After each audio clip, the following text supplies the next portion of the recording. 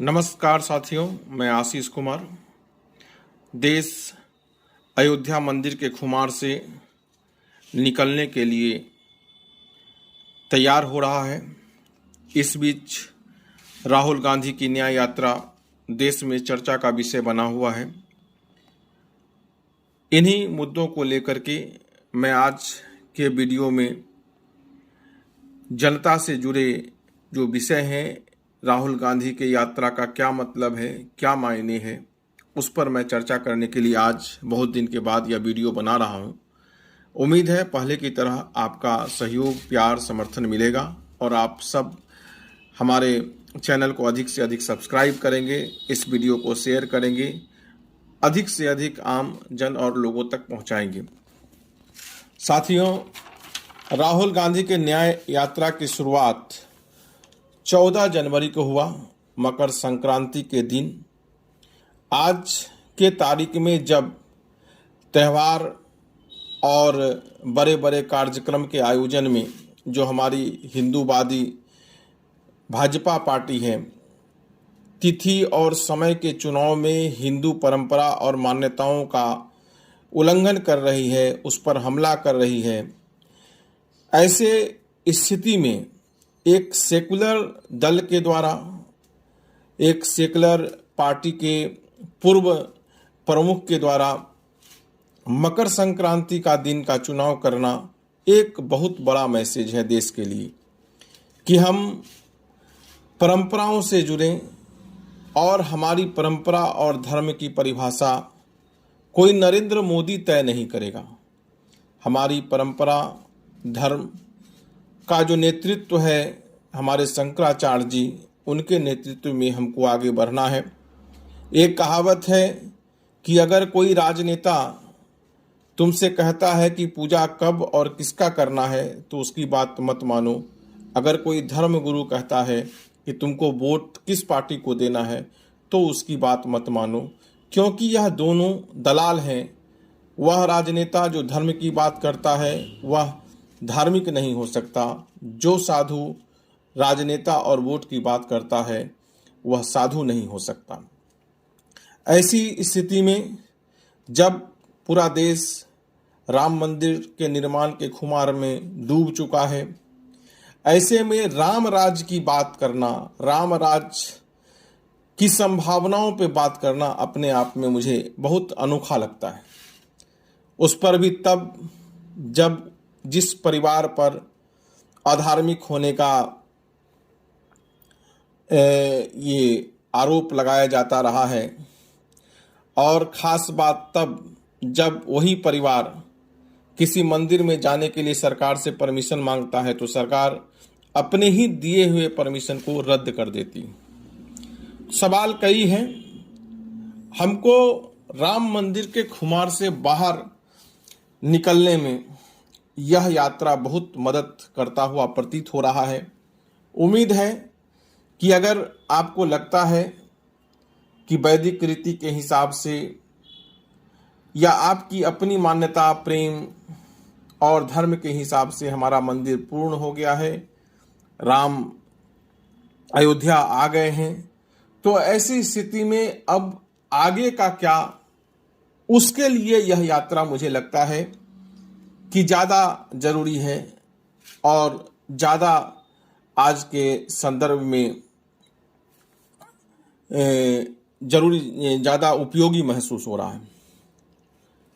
हम सब आज के तारीख में जो हमारे पास मुद्दे हैं, हम यह देख रहे हैं कि राम का नाम लेकर के एक दल स्त्रियों के साथ बलात्कार करने वाले को सम्मानित कर रही है, उनको जेल से रिहा कर रही है। यह एक संयोग नहीं है, यह एक राजनीतिक सोच है कि जब राम के मंदिर का उद्घाटन हो रहा था, जब राम लला को हम अयोध्या में निमंत्रण दे रहे थे, उनकी मूर्ति या विग्रह में हम प्राण प्रतिष्ठा कर रहे थे, तो उसी दिन हम राम रहीम को बाहर ला रहे थे। ये दोनों ही अपने आप में अलग अलग विपरीतार्थक क्रिया है। राम राज बलात्कारियों का समर्थक नहीं हो सकता, भ्रष्टाचारियों का समर्थक नहीं हो सकता। अगर ऐसे में उस दिन कोई राम रहीम बाहर आ रहा है तो मुझे लगता है कि इससे बड़ा हिंदू धर्म पर कोई और हमला नहीं हो सकता है। उम्मीद है, अभी समय भी है, यात्रा 66 दिन का है और हम सबका सौभाग्य है कि मुद्दे की ओर लौटने के लिए यह जो 66 दिन का तपस्या सड़कों पर किया जा रहा है, उसके कई मायने और वर्तमान सरकार का कई सच्चाई आपके सामने आएगा। किस प्रकार आज की सरकार राजनीति लोकतांत्रिक मूल्यों पर हमला कर रही है। सोचिए, जिस रास्ते से प्रधानमंत्री की यात्रा गुजर सकती है, जिस रास्ते से भाजपा के अध्यक्ष जेपी नड्डा की यात्रा गुजर सकती है, उसी रास्ते से विपक्ष का यात्रा क्यों नहीं गुजर सकता। बहुत सारे सवाल हैं। ऐसा नहीं हो कि राम मंदिर जो आज अधूरा है, यह बात केवल हम नहीं या हमारे शंकराचार्य नहीं बोल रहे हैं, यह वह लोग भी बोल रहे हैं जिन्होंने उस मंदिर का उद्घाटन किया है। वो भी जानते हैं मंदिर पूरा नहीं बना है, वह इस बात को स्वीकार भी कर रहे हैं। कहीं ऐसा न हो कि इस राम मंदिर के चक्कर में, अपूर्ण राम मंदिर के चक्कर में हम बलात्कारियों के समर्थक बन जाएं, स्त्री के चरित्र पर हमला करने वालों के समर्थक बन जाएं। तो आप सोचिए कि राम उस मूर्ति में आएंगे या जैसा हमारे शंकराचार्य जी ने कहा कि अगर गलत समय पर गलत तरीके से अगर किसी देवी देवता का प्राण प्रतिष्ठा किया जाता है तो उसमें देवी देवता का वास तो नहीं होता, भूत पिशाच जरूर आ जाते हैं। कहीं ऐसा न हो कि इस राम मंदिर के नाम पर मोदी सरकार ने भूत पिशाच का आवाहन किया हो और भूत पिशाच हमारे देश में रहने वाले महिलाएं, युवक और देश के आर्थिक संपदाओं पर कब्जा कर ले। आज हमारी आपकी चिंता राम मंदिर से ज्यादा राम राज पर होनी चाहिए कि राम राज का क्या सोच था, राम राज कैसा होता था। इन कल्पनाओं के प्रति जागरूक करने के लिए राहुल जी हम सबके बीच आ रहे हैं। उम्मीद है कि हम अपनी बात कहेंगे भी और उनकी बात सुनेंगे भी। सबसे बड़ी बात, राहुल गांधी ने इस यात्रा को गैर राजनीतिक कहा है। कोई भी व्यक्ति राष्ट्रीय झंडा के साथ में इस मुहिम में शामिल हो सकता है, इस यात्रा का एक अंश बन सकता है, हिस्सा बन सकता है, अपने सवाल सीधे राहुल गांधी से कर सकता है। आप सोचिए कि इस देश में प्रधानमंत्री का अंतिम प्रेस कॉन्फ्रेंस आज से 14 साल पहले हुआ था। वह प्रेस कॉन्फ्रेंस हमारे मौन मोहन, जिसको भाजपा के लोग मौन मोहन बोलते थे, आदरणीय मनमोहन सिंह जी ने किया था। उसके बाद जो वाचाल प्रधानमंत्री हैं, जो इतना बोलते हैं कि किसी का सुनते ही नहीं हैं, उन्होंने आज तक एक भी प्रेस कॉन्फ्रेंस करने का हिम्मत नहीं किया है।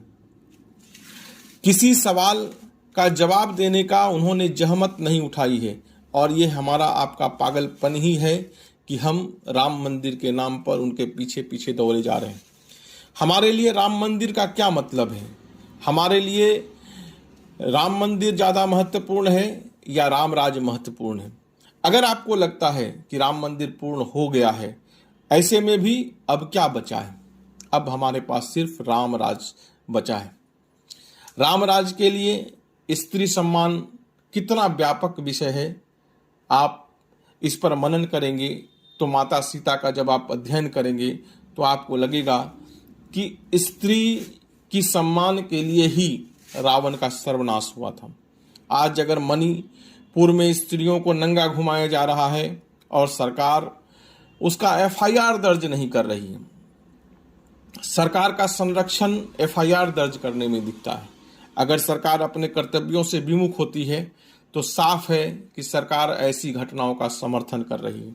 अगर सरकार कानूनी कार्रवाई होने से रोक रही है तो साफ है कि सरकार ऐसे अपराधियों का मनोबल बढ़ा रही है। हम सबको ये चीज़ सोचना है। भाजपा के लोगों ने उस समय के तत्कालीन राजस्थान के सरकार का विषय को उठाया था तो हम उस बात को भी देखने का कोशिश किए कि आखिर राजस्थान में क्या हुआ था। तो आप उसको देखेंगे तो आपको लगेगा कि जो भी सरकार के स्तर से कार्रवाई अपेक्षित थी सभी को ससमय किया गया था। किसी को अपनी एफआईआर दर्ज करने के लिए सुप्रीम कोर्ट तक नहीं जाना पड़ा था। यही चीज आज अगर बलात्कार का, स्त्री सम्मान के हनन का अगर कोई भी मामला आपको दर्ज कराना है, खास करके अगर वो मोदी शासित राज्य है, तो आपको एफआईआर दर्ज बिना सुप्रीम कोर्ट के नहीं हो सकता है। ब्रजभूषण का समर्थन हो, राम रहीम का समर्थन हो, या बिल्किस बानो के अपराधियों को समय से पहले छोड़ देने की बात हो, ये सब कुछ साफ दिखा रहा है कि भाजपा जो कर रही है वह राम के नाम पर रावण राज लाने का बात हो रहा है। इसीलिए हम सबको सावधान होने की जरूरत है कि कहीं ऐसा न हो कि राम के नाम पर रावण हमारे देश पर कब्जा नहीं कर ले। अभी वर्तमान में हम सब देख रहे हैं कि हमारे राज्य में राहुल गांधी का आगमन होने जा रहा है। विशेष करके मैं पहले राष्ट्रीय कांग्रेस का असंगठित मजदूर का मैं मनरेगा प्रभारी राष्ट्रीय रहा हूं, तो ऐसे में मेरा जो कंसर्न है, मेरी जो सहानुभूति है हमारे मजदूर साथियों के साथ में है, बेरोजगार साथियों के साथ में है, और इस यात्रा में उनके लिए क्या है, मैं विशेष रूप से उस पर चर्चा करना चाहता हूं। और खास करके मैं ऐसे युवाओं का आह्वान करता हूं कि आप इस यात्रा से जुड़िए। इस यात्रा से जुड़ने का मतलब नहीं है कि आप कांग्रेस का समर्थन कर रहे हैं। इस यात्रा से जुड़ने का मतलब नहीं है कि आप राहुल गांधी का समर्थन कर रहे हैं। इस यात्रा से जुड़ने का मतलब सीधा है कि हम रोजगार के अवसर का समर्थन कर रहे हैं। आपको जानकारी होगा कि हमारे संविधान में सरकारी कार्य में समानता के अवसर का प्रावधान है, लेकिन निजी कार्यों में समानता के अवसर का प्रावधान नहीं है। और आज के संदर्भ में यह बहुत महत्वपूर्ण मुद्दा है। कारण क्या है कि एक समय, आज से समझिए तो 20 साल पहले, देश सरकारी तंत्र और सरकारी कंपनी और सरकारी रोजगार से चलता था। आज जब आपके एयरपोर्ट्स बिक गए, आपके रेलवे स्टेशन बिक गए, रेलगाड़ियां बिक गई, सरकारी कंपनियां बिक गई, तो अब सरकारी काम कहाँ रहा जो आप सरकारी कार्य में समानता की बात करते हैं। आपको याद होगा कि सूचना के अधिकार के तहत कांग्रेस ने हर उस कंपनी से जानकारी मांगने का आपको अधिकार दिया था जो सरकार से 1 रुपये का भी सहायता लेती है। वही चीज इसमें जोड़ने का है कि रोजगार का जो अवसर है वह, उसमें सबको एक समान अवसर मिले। उसके लिए जरूरी है कि अब जिस भी कंपनी में कंपनी ने सरकार से थोड़ा भी सहायता लिया है, चाहे वो आर्थिक रूप से लिया हो, सरकारी बैंक से लोन लिया हो, या भारत की जनता से कोई किसी प्रकार का पूंजी सहायता लिया हो, तो ऐसे कंपनियों में भी कार्य का जो अवसर है वह समान रूप से सभी लोगों को मिले। इसके लिए एक अलग से कानून बनाने की जरूरत है।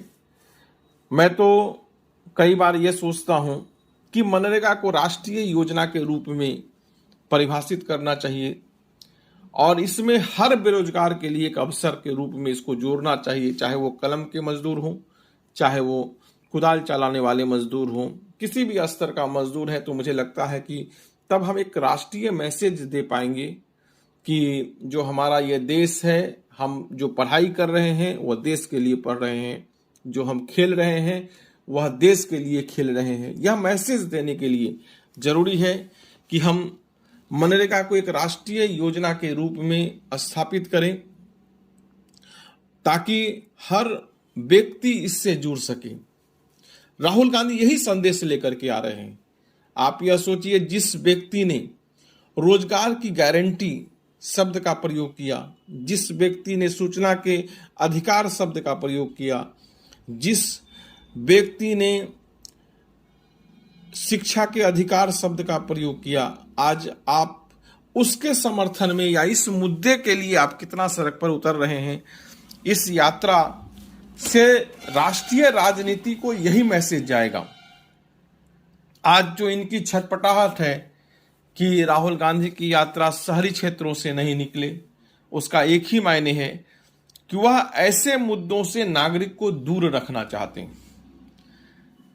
वह ऐसे मुद्दों से आपको अवगत नहीं होने देना चाहते हैं, या जो देश की अभी की जो स्थिति है उससे आपको परिचित नहीं होने देना चाहते हैं, जिसके कारण आज आपका देश 2.5 लाख करोड़ 250 लाख करोड़ के कर्ज में डूबा हुआ है। पहले जब मोदी जी इस देश के प्रधानमंत्री बने थे, उस वक्त हमारा देश पर करीब 52 लाख करोड़ का कर्ज था।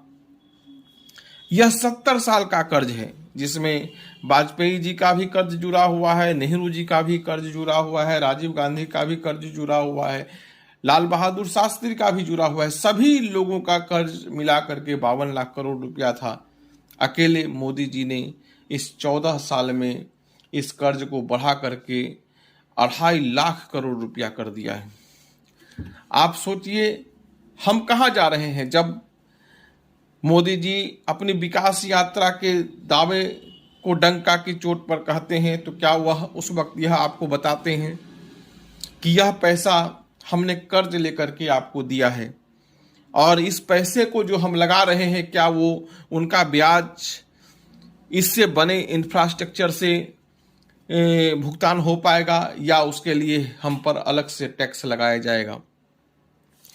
जब किसानों के लोन माफी का बात उठता है तो सरकार कहती है कि हमारे पास में पैसा नहीं है। यही जब बड़े बड़े पूंजीपति अडानी अंबानी के कर्जों की बात होती है तो सरकार 20 लाख करोड़ से अधिक रुपये माफ कर चुकी है।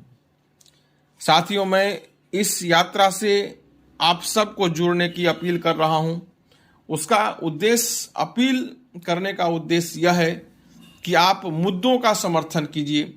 आप हमारे नेता का समर्थन कीजिए या नहीं कीजिए, उससे फर्क नहीं पड़ता। आप हमारी पार्टी का समर्थन कीजिए या नहीं कीजिए, उससे कोई फर्क नहीं पड़ता। लेकिन देश हमारा वास्तविक मुद्दों की ओर लौटे।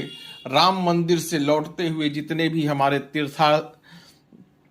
तीर्थयात्री हैं, वो सब अब राम राज की ओर लौटें।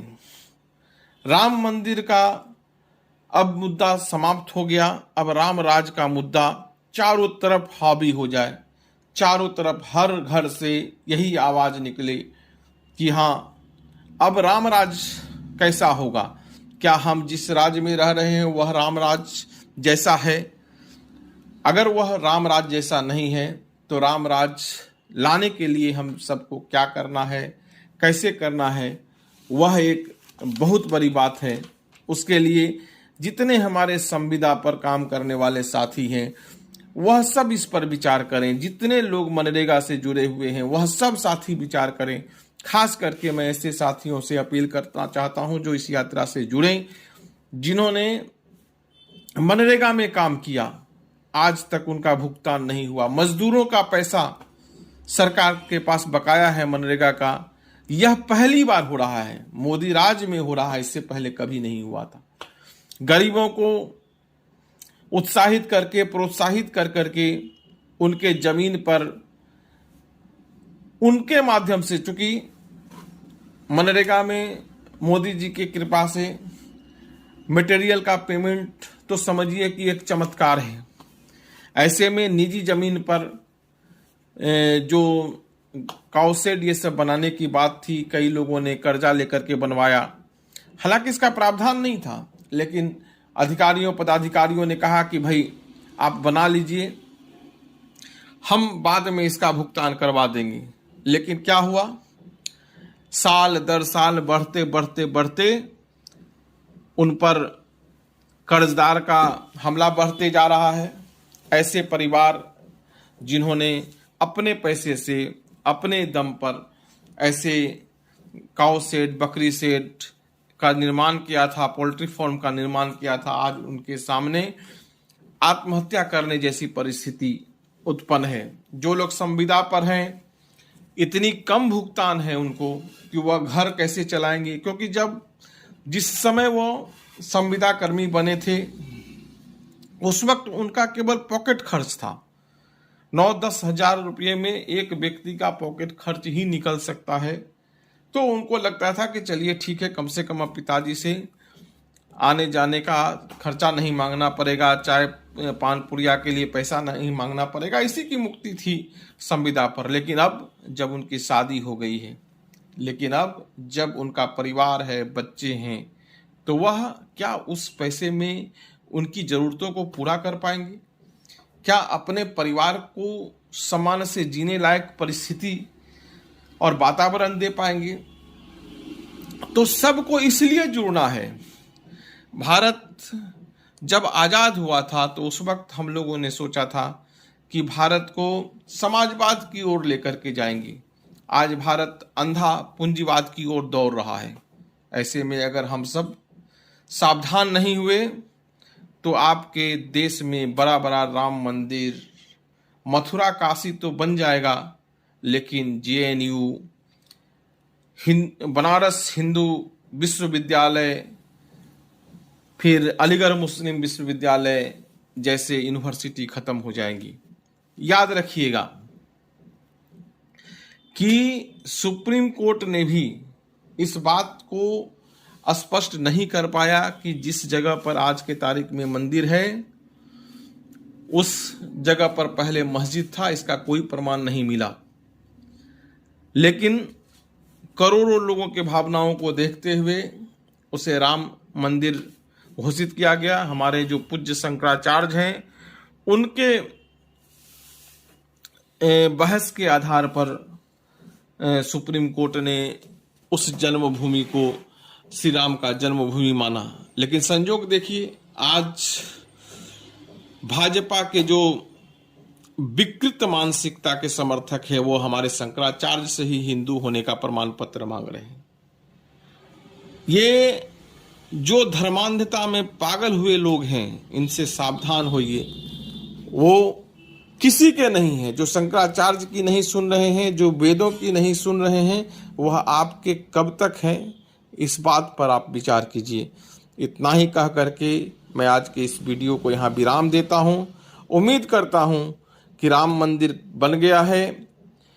जो भी थोड़ी बहुत कमी है समय के साथ में वह भी पूर्ण हो जाएगा। लेकिन अब अगली यात्रा हमारे राम राज का है और राम राज के लिए इस देश को बेरोजगारी से मुक्त करना बहुत जरूरी है। महिलाओं का सम्मान का रक्षा किसी भी कीमत पर करना जरूरी है। लोगों की बोलने की स्वतंत्रता की रक्षा करना किसी भी कीमत पर जरूरी है। सूचना के अधिकार को प्रबल और मजबूत करना किसी भी कीमत पर जरूरी है। शिक्षा के मंदिरों का पुनर्निर्माण अब हमारा लक्ष्य होना चाहिए। याद रहे कि भले ही राम मंदिर तोड़ करके बाबरी मस्जिद बनाने का हमारे पास प्रमाण नहीं हो, लेकिन नालंदा विश्वविद्यालय को तोड़ने का प्रमाण हमारे पास में है कि मुस्लिम आक्रांताओं ने नालंदा को तोड़ा है। लेकिन हम नालंदा के पुनर्निर्माण या ऐसे शिक्षण संस्थानों का पुनर्निर्माण नहीं कर पाए, तो आप समझिए कि हम राम राज भी नहीं ला पाएंगे। आपको भी रामलला का मूर्ति कहीं ऐसे जगह से बनाना पड़ेगा, ऐसे तकनीक से बनाना पड़ेगा जो आपका अपना नहीं होगा। जब हम रामलला की मूर्ति को खुद से नहीं बना पाए तो हम क्या रामलला को लाए। तो इसलिए मैं ये बात फिर दोहराता हूँ कि राहुल की यह यात्रा राम मंदिर से अलग नहीं है, राम मंदिर के साथ है। एक पक्ष राम मंदिर बनाने की मांग कर रहा है, एक पक्ष रामराज बनाने की मांग कर रहा है, और मैं उम्मीद करता हूं कि आपका समर्थन दोनों को मिलेगा। इतना ही कह करके मैं आज के वीडियो को विराम देता हूं। जय हिंद, जय भारत।